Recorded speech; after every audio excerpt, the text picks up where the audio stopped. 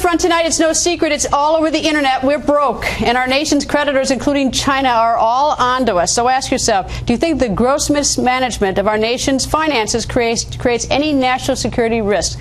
Former U.S. Ambassador to the UN, John Bolton, joins us live. Good evening, sir, and tell me, we're in financial mess. We owe an awful lot of money to China, Japan, and even the UK, but is this a risk for us in national security terms? I realize the economic problems, but is it a national security risk? Yes, I think it is a national security risk for two reasons. First, this dead weight of the debt inhibits economic growth, and you can't have real national security. You can't spend the kind of money you must spend on defense unless the economy can sustain it, number one. And number two, the perception that grows around the world is of a declining United States, a United States that will not be able to meet security burdens for itself or its friends or allies. So there's both a real effect and a perceptual effect, and they're both very, very damaging.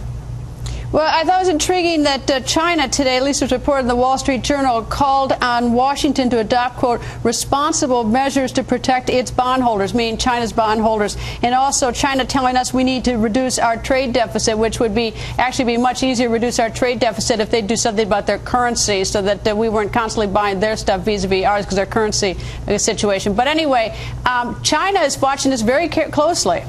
Well, we're in bad shape when the communists in Beijing are lecturing our administration on sound economic policy, and it's even worse when the communists are right. You know, it's not just the Chinese that are manipulating their currency. We're doing it as well under the mistaken idea that holding down the value of the dollar will promote exports and jobs, when in fact the correlation there is very weak. What we are doing by fostering a weak dollar is endangering its status as the world reserve currency and risking the power, both economic and political, that the dollar's status has given us for several decades now. I don't mean to be so flip, but I want to be careful not to misquote one of the co-chairmen of the President's Debt Commission, but one of them made a statement, some of the effect that we have a treaty to protect Taiwan from China, and yet we have to borrow from China in order to do it. The irony of that. I mean, obviously it's being flipped, but it just shows how bizarre these relationships have gotten because we've become indebted to these countries. Well, you know, in a sense, China is protecting us from the Obama administration. If nobody buys the debt, it's not sustainable in domestic terms here. But I just think it just underlines why it's absolutely critical, not just as a domestic policy matter, but for the national security implications, to stop this insane level of government spending. The deficits on an annual basis, adding to a national debt that takes us well beyond anything we've ever seen before.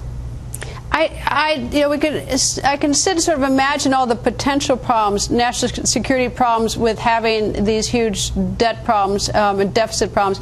But tell me, are there any specific instances right now where we're experiencing a national security issue or potential one as a result of our money?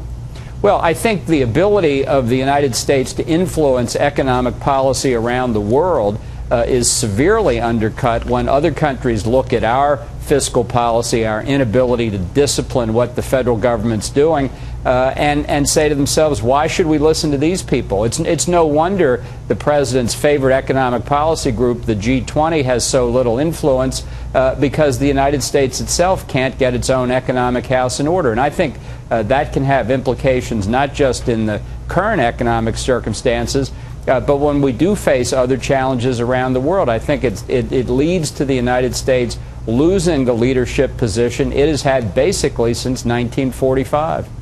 Okay, this is a two-part question. Number one, are you running for president? And number two, if you were to run for president, what would you do about, and actually become president, what would you do about this problem? Well, I'm still thinking about running for president, and what I would do would be to turn very sharply against the domestic spending levels that we have. I think the Republicans in the House have started, but only started, to turn back to where we should be, not just at 2008 domestic spending levels, but much below that. And I think we've got to have an adult conversation with the American people about not just Medicare and Medicaid, but Social Security, too. I reject the idea that many Democrats believe in, that the American people are not smart enough to understand that we cannot continue to fund Social Security, Medicare, and Medicaid the way we have. I think precisely they understand it, and they're waiting for somebody to demonstrate some leadership. How about the hot button item of taxes? The Republicans say, you raise taxes, you're going to end any sort of job creation. It's a job killer. On the other hand, we are just bleeding in terms of we need money so desperately into our government. What's your position on raising taxes in some form or some amount?